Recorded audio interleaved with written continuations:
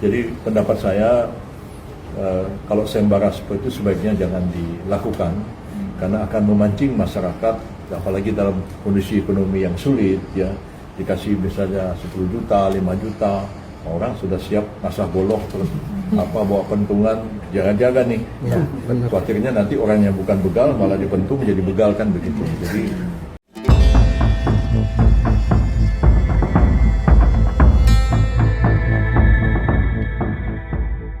Menteri Koordinator Bidang Hukum, Hak Asasi Manusia, dan Imigrasi dan Pemasyarakatan, Menkokumham IMIPAS, Yusril Iza Mahendra mengingatkan Gubernur Jawa Barat Deddy Mulyadi agar tidak menggelar sayembara untuk menangkap pelaku begal. Menurut Yusril, kebijakan semacam itu berpotensi memancing masyarakat untuk bertindak di luar koridor hukum dan berujung pada praktik main hakim sendiri. Peringatan tersebut disampaikan Yusril sebagai bentuk kehati-hatian dalam penegakan hukum.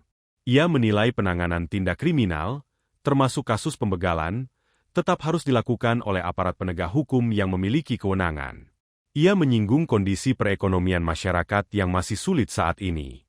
Dengan iming-iming hadiah sebesar 5 juta rupiah hingga 10 juta rupiah, menurutnya bukan tidak mungkin banyak orang tergiur untuk ikut memburu pelaku yang diduga sebagai begal. Yusril mengkhawatirkan situasi tersebut dapat memicu tindakan main hakim sendiri. Lebih dari itu, ia menilai risiko salah sasaran juga cukup besar apabila masyarakat bertindak tanpa dasar hukum dan tanpa melalui proses pembuktian yang memadai.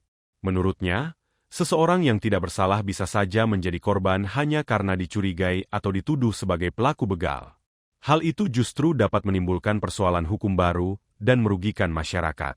Ia menegaskan bahwa penanggulangan tindak pidana merupakan tanggung jawab negara yang pelaksanaannya dilakukan melalui aparat penegak hukum. Oleh karena itu, partisipasi masyarakat tetap diperlukan, namun dalam bentuk pelaporan dan pemberian informasi kepada pihak berwenang, bukan dengan melakukan penangkapan secara mandiri yang berpotensi menimbulkan pelanggaran hukum.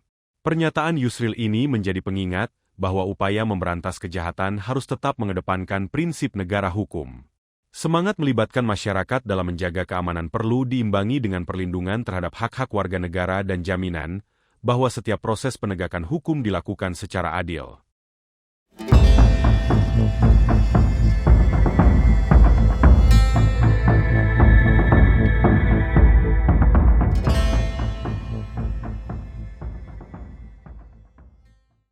Jangan lupa subscribe ya!